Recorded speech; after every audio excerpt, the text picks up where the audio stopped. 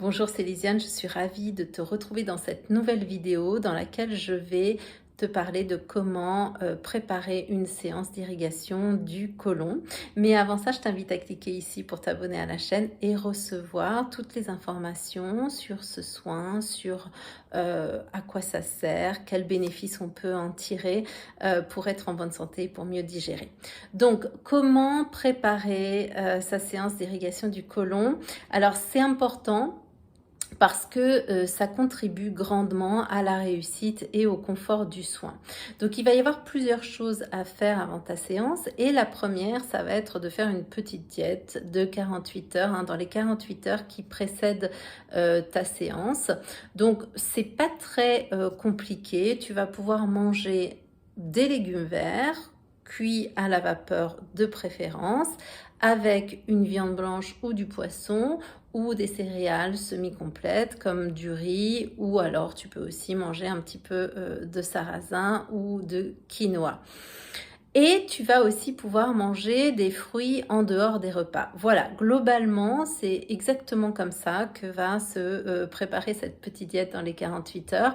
On évite les produits laitiers, on évite le gluten, on évite la junk food évidemment, on évite l'alcool et les excitants. Alors pourquoi est-ce qu'on conseille de faire ça en irrigation du côlon? Il faut quand même avoir conscience qu'on a des digestifs qui sont déjà assez malmenés, qui sont surmenés, donc ça veut dire qui sont fatigués. Et si on veut favoriser un nettoyage profond dès la première séance, eh bien on va commencer à amener du repos, de la tranquillité sur ce système digestif. On va lui faciliter le travail et ça va aussi la rendre bien plus confortable pour toi, ce qui est quand même important. Donc, pendant 2 jours, on évite les cols que sont les amidons et le gluten. On évite des produits laitiers qui sont souvent mal digérés, qui sont gras, donc là aussi où il y a un travail digestif qui est important. Encore une fois, pendant 2 jours, on commence à mettre le système digestif au repos. Ça fait pas de mal, loin de là, il en a besoin, système digestif. Et puis, la deuxième chose que tu vas faire, ça c'est très important aussi, dans les 3 heures qui précèdent le soin, moi je te demande d'être à jeun de solide. Alors pourquoi? Parce que c'est pas très confortable pour toi d'être dans une grosse activité digestive pendant la séance. Moi, je travaille sur le ventre, je vais créer des pressions à des endroits différents. Bon, c'est pas confortable tout simplement, et puis ça peut créer des nausées. Donc voilà, 3 heures avant le soin, au moins, tu peux boire, c'est pas un souci, mais on ne mange rien, rien de complexe à digérer. Alors, dans ce que tu as peut-être déjà lu, entendu comme conseil avant la séance, tu as peut-être déjà lu qu'il fallait prendre du psyllium. Alors, moi, je ne le conseille pas, je vais t'expliquer pourquoi. Le psyllium, c'est super, c'est une fibre, c'est un mucilage qui a pour rôle de balayer doucement les parois de l'intestin. C'est aussi un prébiotique, donc c'est plutôt intéressant, en tout cas en théorie. Sauf que le psyllium, c'est comme tout, ça ne convient pas à tout le monde. Et moi, je ne te connais pas et je ne sais pas si le psyllium te convient ou pas. Donc, je ne le conseille pas parce que je ne veux pas que ça te fasse ballonner, je ne veux pas que tu arrives en séance ballonné ou plus ballonné que tu ne l'es déjà peut-être. Je ne veux pas que, au lieu de soulager ta constipation, par exemple, au contraire, ça te surcharge encore plus. Donc, pour toutes ces raisons-là, je ne le conseille pas avant de t'avoir rencontré et avant d'évaluer avec toi si c'est quelque chose qui peut te convenir ou pas. Voilà, ça c'est la première chose. Tu as peut-être aussi lu, entendu que tu pouvais boire du jus de pruneau avant la séance. Oui, là aussi, effectivement, ça peut avoir un petit côté laxatif et nous aider, sauf que moi j'ai constaté là aussi, problème du jus de pruneau, c'est que ça peut faire ballonner, ça peut aussi ne pas du coup nous aider si tu arrives avec un ventre complètement fermenté. Et le problème c'est que au lieu d'en boire un petit verre pendant 3 jours là, les matins avant le soin, ça peut être plus qu'un verre, moi j'ai déjà constaté en discutant avec toi que finalement tu dépassais la dose prescrite, voire boire la bouteille, et là c'est une catastrophe. Ça ne nous aide pas du tout en séance, bien au contraire. Alors, évidemment, dans cette préparation alimentaire dont je viens de te parler, tu peux très bien me dire: «Oui, mais moi j'aime pas ci, moi je mange pas ça», et cetera, et cetera. Bien sûr, je le comprends très, très bien. Ce qu'il faut que tu fasses, c'est que tu comprennes le principe, d'accord? Le principe, c'est d'alléger le travail du système digestif avant une séance d'irrigation du côlon. C'est encore une fois faire en sorte de le reposer. Donc pour ça, on évite tout ce qui est mauvais pour la santé, on évite toutes les alimentations qui vont déclencher, qui vont faire réagir fort notre système immunitaire, et puis on évite la complexité dans l'assiette, on évite les gras saturés, d'accord, on évite tout ce qui demande un fort travail digestif.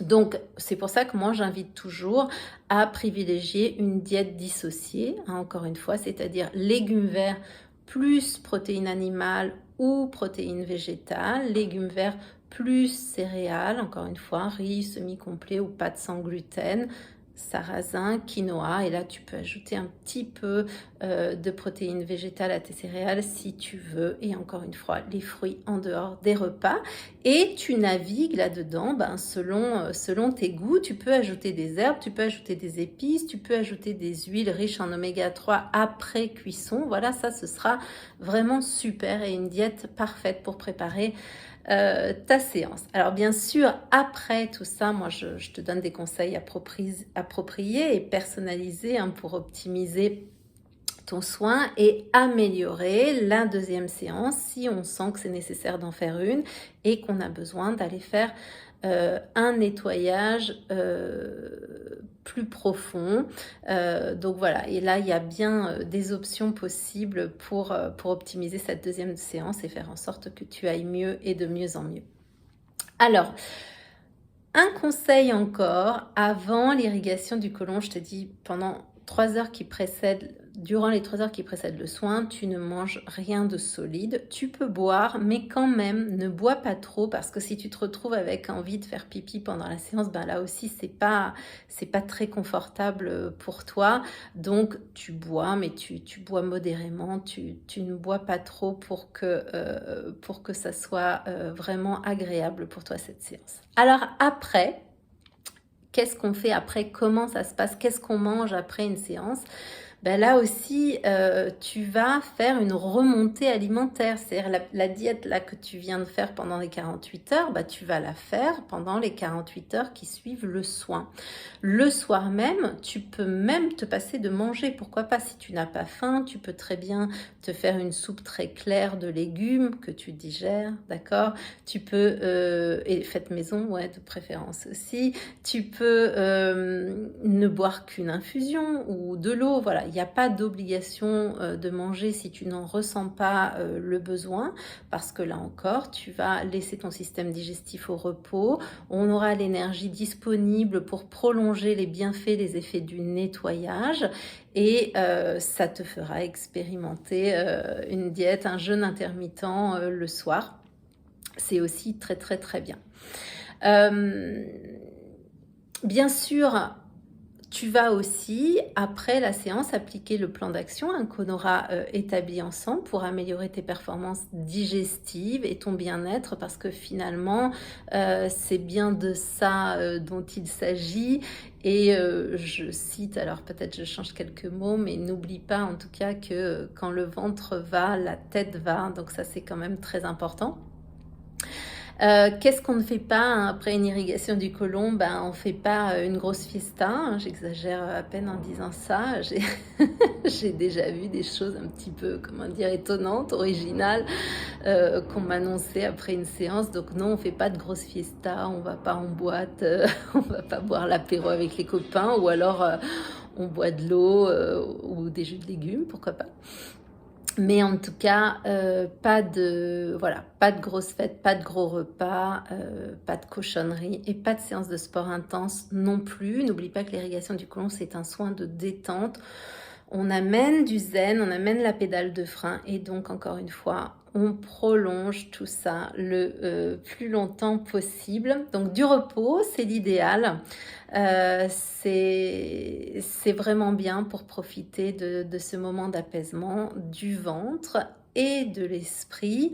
Et si je te dis ça, c'est parce que c'est pas rare que tu me parles de cette sensation aussi de bien-être dans la tête après une séance d'irrigation du côlon, de clairvoyance, du calme.